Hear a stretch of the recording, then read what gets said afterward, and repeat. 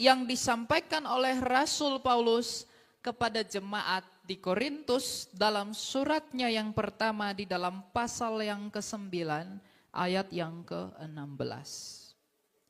Dalam 1 Korintus 9 ayat 16 dinyatakan demikian. Jika aku memberitakan Injil, aku tidak mempunyai alasan untuk memegahkan diri, sebab hal itu merupakan keharusan bagiku. Sekali lagi, jika aku memberitakan Injil, aku tidak mempunyai alasan untuk memegahkan diri, sebab hal itu merupakan keharusan bagiku. Celakalah aku jika aku tidak memberitakan Injil. Kalau orang menginjili, dia tidak punya alasan untuk memegahkan diri. Bahkan ia berkata karena pemberitaan Injil itu bukanlah suatu hal yang berbeda, tetapi itu adalah suatu keharusan bagiku. Malah ia yang adalah rasul yang mulia yang disebut Paulus dari Tarsus itu berkata, celakalah aku jika aku tidak memberitakan Injil. Mengapa Rasul Paulus yang adalah orang dari Tarsus, dari suku Benyamin, yang adalah seorang yang begitu hebat, seorang yang begitu pintar dalam keagamaan orang Yahudi, yang kemudian pada akhirnya di dalam kebanggaan keagamaannya sebagai orang Yahudi, pada akhirnya menyerahkan dirinya kepada Kristus. Apa yang membuat ia, apa yang meyakinkan ia pada akhirnya ia harus memberikan dirinya, bukan hanya dirinya tetapi hidupnya di dalam waktu dan sisanya kepada Kristus. Ada begitu banyak pelayanan, tapi apa yang memotivasi pelayanan? Tetapi pelayanan yang perlu kita teladani adalah pelayanan Paulus.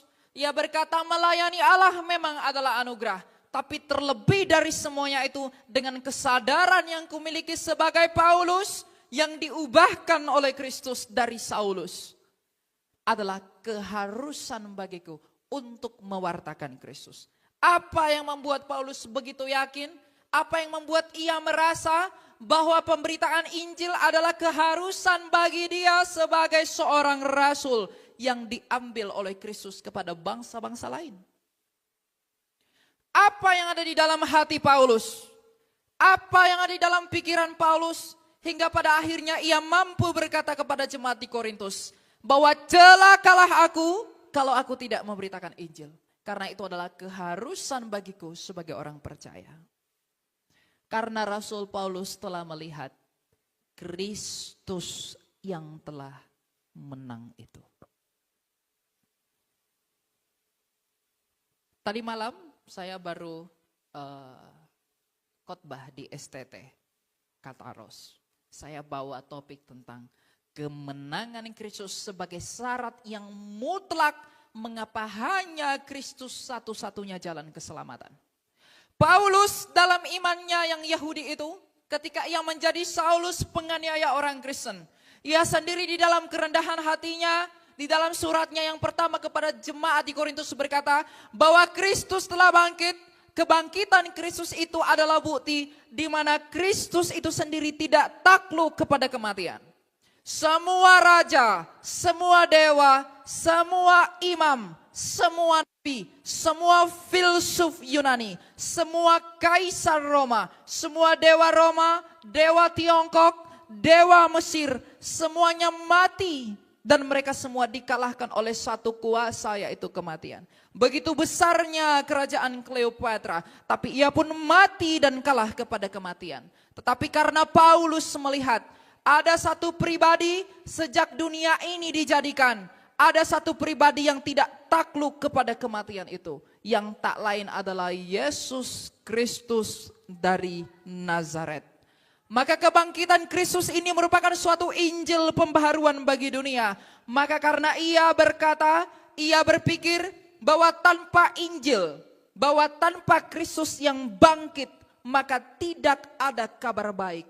Oleh karena ia sendiri akan mati dan semua keturunan Adam yang dilahirkan dari perempuan akan mati. Maka ia mengatakan, pemberitaan Injil yang adalah kebangkitan yang menjadi bukti kemenangan Mesias yang hidup itu harus diberitakan kepada semua orang jikalau engkau mengasihi sesamamu. Jadi pemberitaan Injil itu adalah keharusan bukan karena paksaan, tetapi pemberitaan Injil adalah keharusan karena itu yang dituntut oleh kasih-Mu kepada manusia. Jadi pemberitaan Injil, memberitakan Injil bukan seperti perkataan anak-anak muda. Biarlah mereka sekolah jadi hamba Tuhan. Aku tak perlu memberitakan Injil. Yang memberitakan Injil biarlah para apologis. Biarlah para penginjil, biarlah para pendeta. Aku tak perlu memberitakan Injil. Jika ada anak-anak muda yang berkata seperti itu, celakalah engkau, kata Rasul Paulus. Jikalau ada orang yang tidak mau memberi dirinya untuk dipakai Allah dalam pemberitaan Injil, yang adalah kemenangan Kristus yang sebagai syarat mutlak di mana orang diselamatkan, di manakah kasih-Mu? Injil adalah kebangkitan Kristus yang adalah bukti kemenangan Kristus. Semua raja, semua nabi, semua Tuhan-Tuhan di semesta ini, betapa besarnya pun kekaisaran mereka. Lihat kekaisaran Roma, yang adalah kekaisaran terbesar di semesta ini yang dilambangkan sebagai binatang keempat di dalam kitab Wahyu. Tapi mereka pun telah jatuh. Semua kaisar yang memimpin kerajaan Roma telah mati ditelan oleh tanah dan bumi ini. Tetapi Kristus, kubur yang kosong adalah tanda bahwa maut itu tidak berkuasa atas dia. Maka Paulus berkata, inilah Injil itu. Maka kebanggaan Paulus akan kemenangan Kristus sebagai satu-satunya syarat agar semua orang diperkenankan untuk dilahirkan kembali di dalam kebangkitannya itu yang membuat ia, mengapa aku harus memberitakan Injil. Sekarang saya pertanyakan kepadamu, wahai Bapak, Ibu, dan anak-anak muda. Apakah kita punya kesadaran yang sama oleh karena Kristus? Apakah kita punya perenungan yang sama? Melihat bagaimana Kristus telah bangkit, kita merenungkan betapa mulianya Yesus Kristus yang telah bangkit itu. Betapa agungnya, betapa besarnya, dan betapa hebatnya karyanya itu. Ketika ia bangkit pada hari ketiga, pada akhirnya ia menggenapi janjinya kepada Adam dan Hawa, bahwa ialah satu-satunya pribadi di sepanjang jejak histori dan metahistori yang menginjak-injak kepala kematian itu. Maka inilah alasan bahwa kemuliaan dan pujian itu hanya bagi Kristus, karena hanya dialah yang bangkit, hanya dia yang menang dari kabar buruk. Maka kemenangan Kristus disebut sebagai Injil atau kabar baik. Sebab ada tertulis, jikalau ia tidak dibangkitkan, maka sia-sialah kepercayaan. Maka kebangkitan Kristus inilah puncak dan inti dari pemberitaan Injil itu. Kebangkitan dan kemenangan Kristus inilah yang menjadi semangat yang seharusnya membakar setiap rohmu agar kita menyala-nyala sebagaimana Paulus telah menyala dalam hal pemberitaan Injil. Maka nyalakanlah apimu, perlihatkanlah kemuliaan Tuhanmu. Tunjukkanlah cintamu kepada dia karena ia telah menang. Jadi pemberitaan Injil bukan tugas pendeta. Pemberitaan Injil bukan tugas apologet. Pemberitaan Injil bukan tugas para episkop, diaken, dan juga para presbiter. Pemberitaan Injil adalah keharusan bagi setiap orang yang mengaku bahwa ia mengasihi Allah. Sebab Kristus pernah bersabda, jikalau engkau mengasihi aku, engkau akan melakukan perintahku. Perintah Kristus yang mulia adalah amanat agung. Dalam Matius 28 ia berkata, pergilah, jadikanlah semua bangsa muridku. Baptislah mereka dalam nama Bapa dan Putra dan Roh Kudus. Maka sekarang jikalau kita sudah mengerti kebenaran ini, pertanyakanlah dalam nuranimu yang terdalam. Ketika kita berdiri di hadapan tahta penghakiman Kristus, ketika Kristus bertanya kepadamu, apa yang sudah engkau perlakukan bagi kemuliaanku? Apa yang sudah engkau balaskan bagi anugerah yang kuberikan kepadamu? apakah yang akan engkau jawab? Ketika Kristus yang adalah hakim yang mulia itu mempertanyakan kepada saya, Elia, apa yang sudah engkau perbuat bagi kemuliaan namaku? Apakah yang akan kujawab? Apakah yang akan kamu jawab? Kalau engkau dan saya terlalu sibuk mencari dunia ini, apakah itu dapat menolongmu? Apakah itu dapat membuatmu luput dari penghakimannya Tuhan kita yang mulia itu? Maka renungkanlah. Sebagaimana Paulus telah merenung. Penginjilan adalah kewajiban bagiku.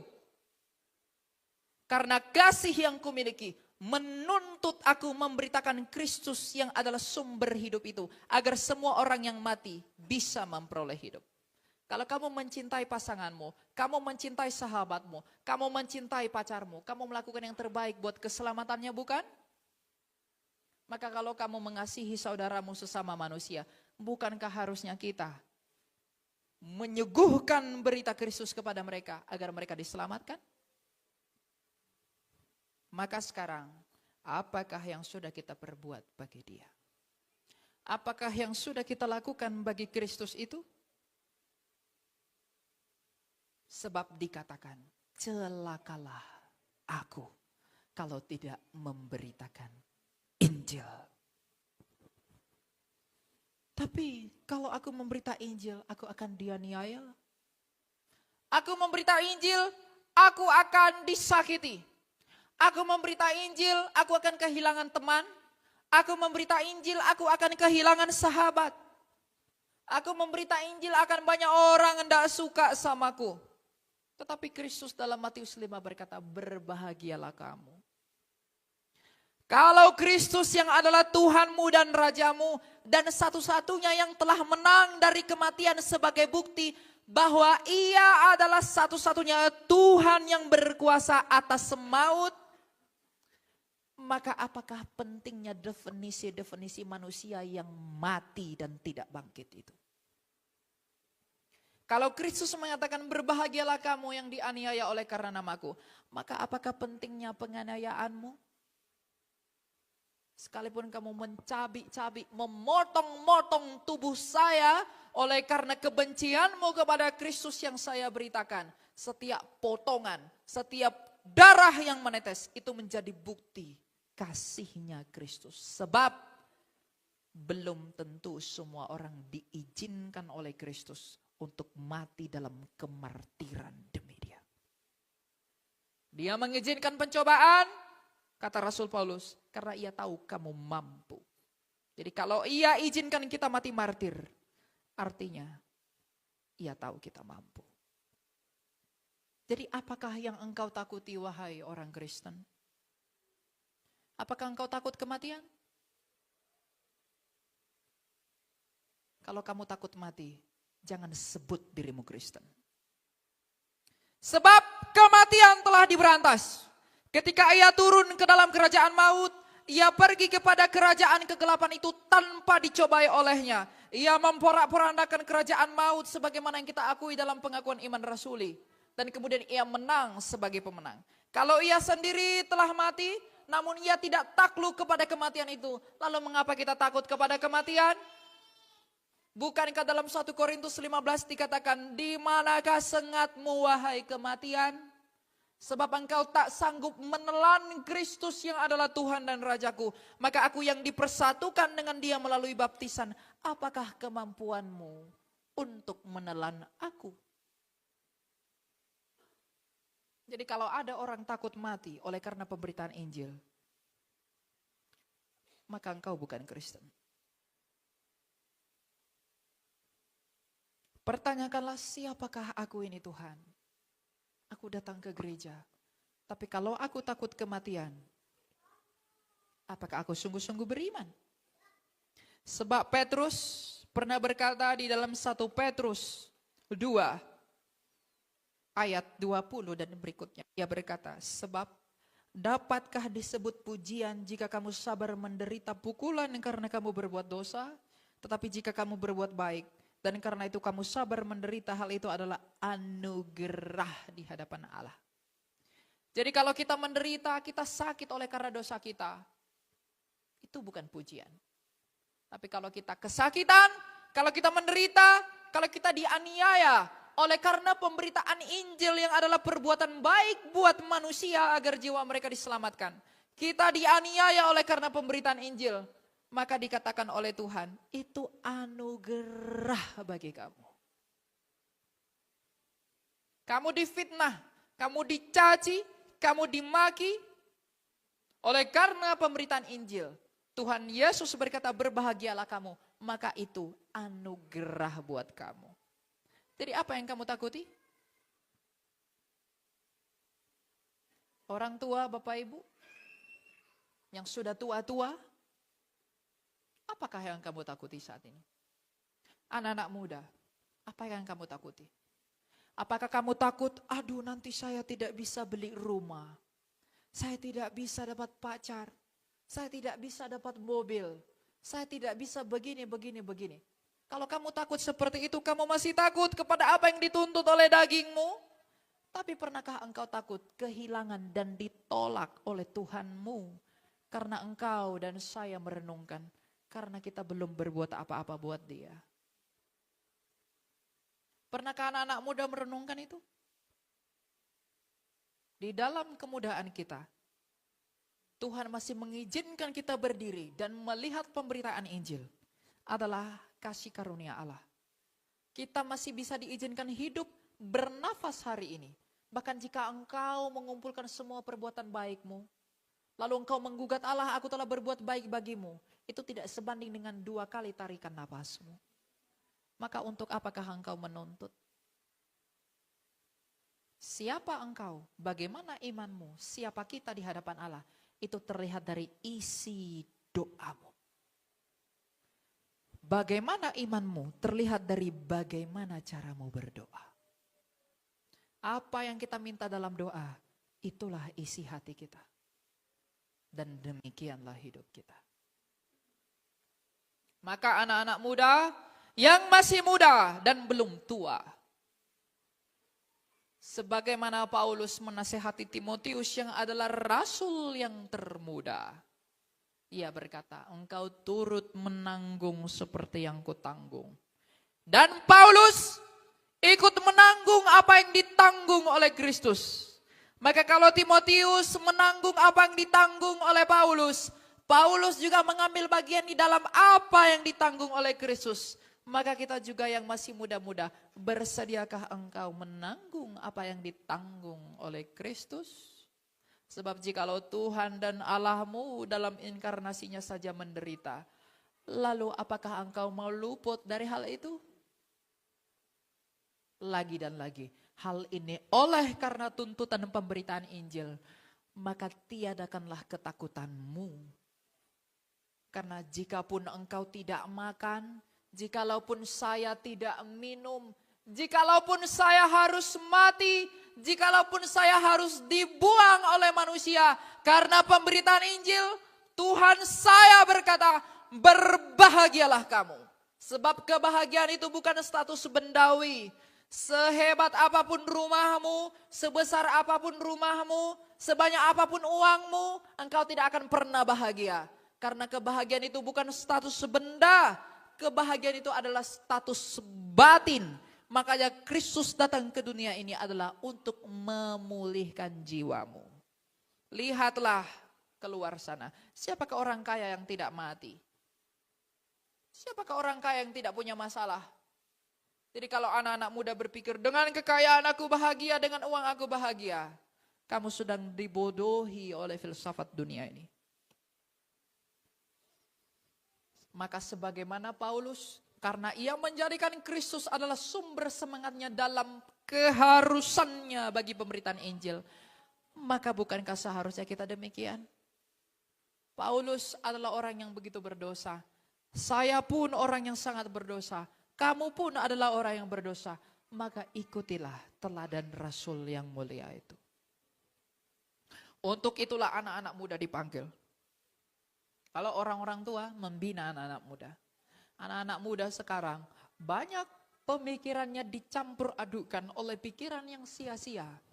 yang ketika dia memilih Tuhan berdasarkan feelingnya. Tapi ia tak mengerti apa makna penebusan Kristus bagi dirinya. Sehingga fenomena belakangan ini banyak orang meninggalkan Kristus karena ia tak mengerti apa yang Kristus tebus sebenarnya. Apa yang Kristus lakukan sebenarnya. Ada banyak artis menjual Yesus demi uang. Ada banyak orang menjual Yesus demi harta. Demi pasangan. Tujuan mereka suatu kepastian adalah kebahagiaan. Mereka menjual Yesus karena ingin bahagia. Mereka agar punya uang yang banyak, ketika mereka sakit, mereka bisa pergi ke rumah sakit termahal. Agar bisa usia mereka diperpanjang. Mereka meninggalkan Yesus agar dapat banyak uang, agar mereka bisa beli suplemen-suplemen yang mahal, agar mereka semakin sehat, agar mereka semakin hebat dan umurnya panjang, sehingga mereka dapat menikmati dunia ini lebih lama. Tapi mereka lupa pada akhirnya mereka pun akan mati.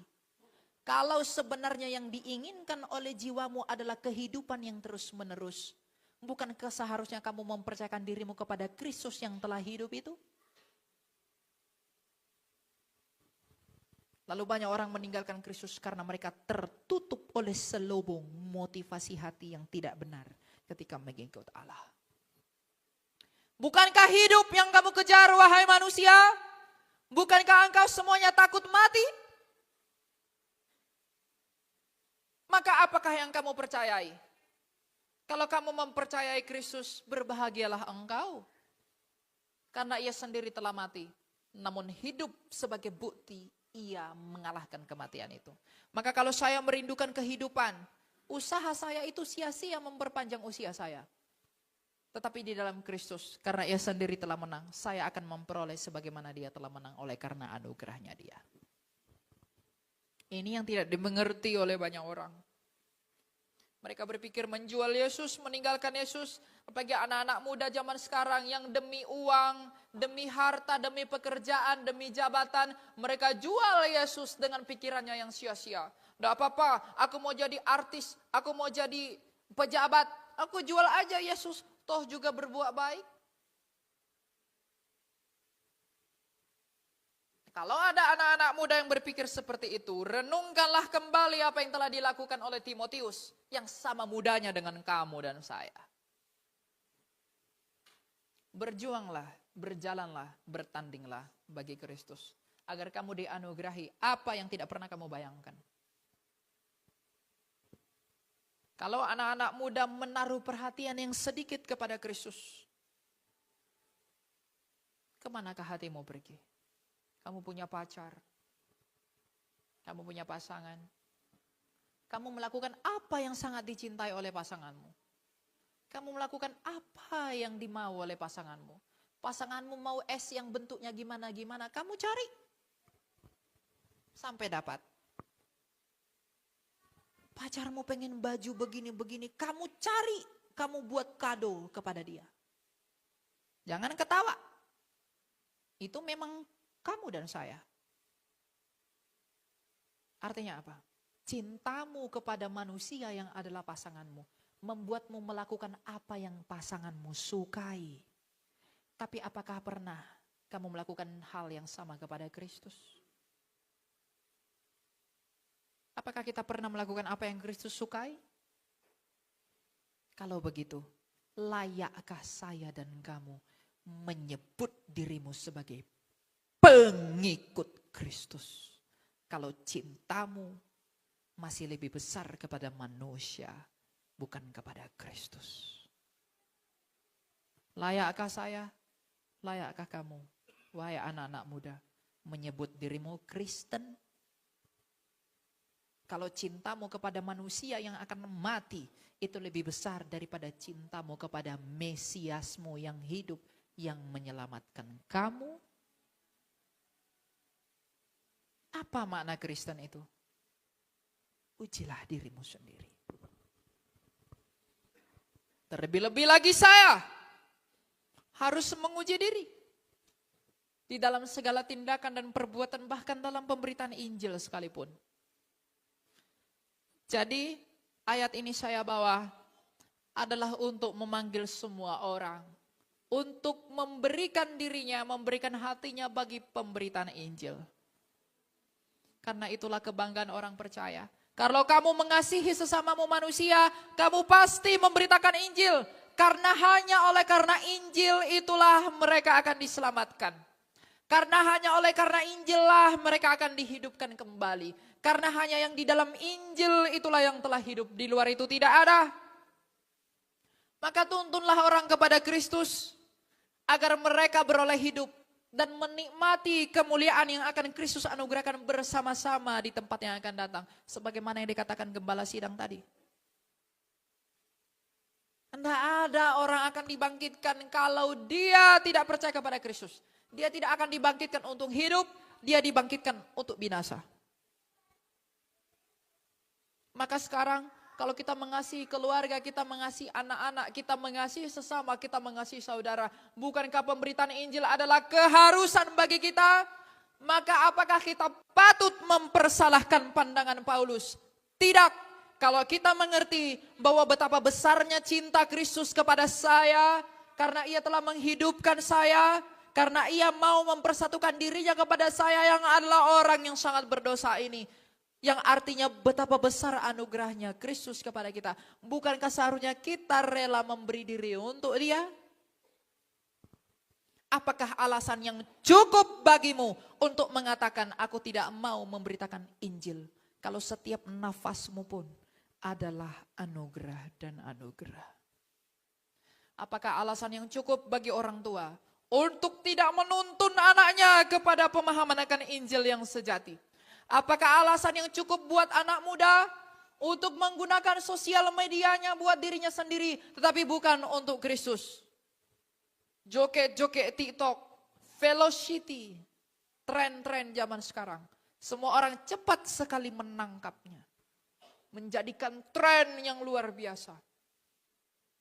Saya tidak tahu motivasinya apa. Tetapi mereka tidak berani menari-nari bagi Kristus. Mereka datang ke kamarnya, dia berdoa, Tuhan, air matanya berjatuhan. Dia berani meminta-minta, menangis meminta kepada Tuhan. Tapi ia tidak pernah menangis karena merenungkan betapa besarnya kasih Tuhan dalam hidupnya. Jangan katakan kamu dan saya merenungkan kasih Tuhan kalau kamu dan saya belum memberi diri untuk memberitakan Injil. Karena saya merenungkan betapa besarnya kasih-Mu Tuhan, Engkau begitu baik, tapi kamu tidak berbuat apa-apa bagi dia, itu hanya bagi dirimu sendiri. Egois. Tapi kalau saya dan kamu merenungkan betapa besarnya kasih Tuhan, maka inilah aku Tuhan. Pakailah aku yang berdosa ini. Pakailah aku yang hina ini. Kuduskan dan sucikanlah aku di dalam belas kasih-Mu yang berlimpah itu dan di dalam kemurahan hati-Mu. Maka artinya kamu merelakan dirimu. Makanya lagu tadi berkata, ku berserah penuh. Berserah penuh kepada Allah artinya mau dipersiapkan. Anak-anak muda apakah mau dipersiapkan bagi pemberitaan Injil? Saya tidak tahu. Mungkin suaramu berkata aku siap, mungkin hatimu mengatakan tidak. Kamulah yang akan mempertanggungjawabkan itu di hadapan pengadilan Tuhan. Saya bisa bohongi kamu, kamu bisa bohongi saya, tapi Kristus tidak. Dalam Roma 2 ayat 16 dikatakan, semuanya akan tampak pada hari bila mana Allah menghakimi segala sesuatu. Ia sendiri bersabda, apa yang kau bisikkan di dalam kamarmu akan diumumkan dari atap rumah. Apa yang kau ketik dalam HP-mu akan dibukakan di hadapan seluruh manusia yang hidup sejak zaman Adam di tahta pengadilannya. Maka renungkanlah sekarang ini, wahai anak-anak muda, apakah yang sudah aku lakukan kepadamu ya Kristus Tuhanku yang masih mengizinkan aku menikmati masa mudaku. Kalau engkau dan saya sungguh-sungguh terpanggil merenungkan betapa besarnya kasih Kristus, seharusnya kita memberi diri bagi penginjilannya. Sekalipun saya dan kamu akan menderita oleh karena pemberitaan Injil, maka percayalah, berbahagialah kita menurut Kristus itu sendiri yang adalah pribadi yang sama mensabdakannya. Maka tidak ada kebanggaanmu wahai anak-anak muda selain daripada Kristus itu sendiri, karena hanya Dia yang telah hidup. maka kebanggaanmu itu akan berbuah kepada penyerahan dirimu bagi pewartaan Injilnya bagi kemuliaan namanya. Sebab Kristus sendiri dalam Injil Matius 7 berkata, dari buahnya lah kamu mengenal mereka. Mungkinkah saya mengatakan saya percaya kepada Kristus, tapi saya tidak memberi diri bagi kemuliaan namanya? Bukankah buahmu tidak ada, tapi engkau mengaku tercangkok pada pokok anggur yang benar, karena buahnya manis. Kalau buahnya asam, pokoknya tidak bagus. Akan ditebang, dibuang ke dalam api. Maka sekarang anak-anak muda, saya dan kamu anak-anak muda, sudah mengerti apa yang baik, apa yang tidak baik. Ujilah dirimu sendiri. Apa yang sudah kamu lakukan kepada Kristus? Layakkah aku menyebut diriku Kristen kalau aku tidak menyerahkan diriku bagi kemuliaan Tuhanku yang kulayani? Layakkah aku untuk menerima 3 kali tarikan nafas berikutnya kalau bukan oleh karena anugerah Tuhan?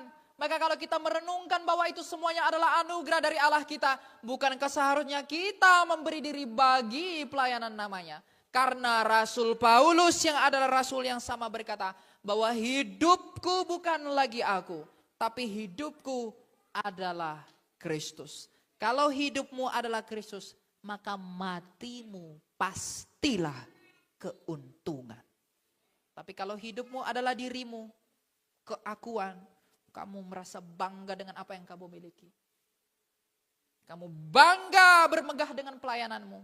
Misalnya saya bangga, saya bermegah, saya sombong karena pemberitaan Injil.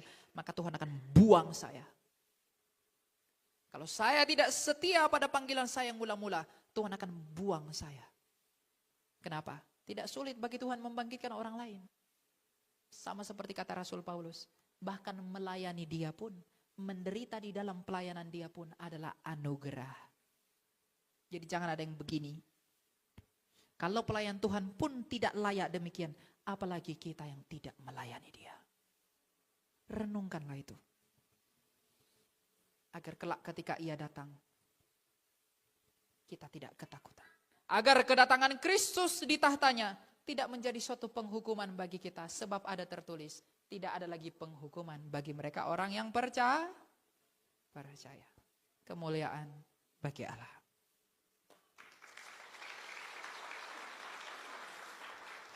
Saya harap anak-anak muda mendengarkan itu. Karena saya lihat di sini banyak anak muda. Dari berapa ini? Wah, minimal berapa persen lah ya. Memberi diri untuk Tuhan. Mau mencintai Tuhan di jalannya yang benar itu. Bukan mencintai Tuhan karena berharap sesuatu dari dia. Tapi mencintai Tuhan karena ia telah memperolehnya. Jadi anak-anak muda, bangkitlah. Untuk siapa? Untuk siapa? Untuk siapa? Untuk Kristus. Karena untuk itulah kamu hidup.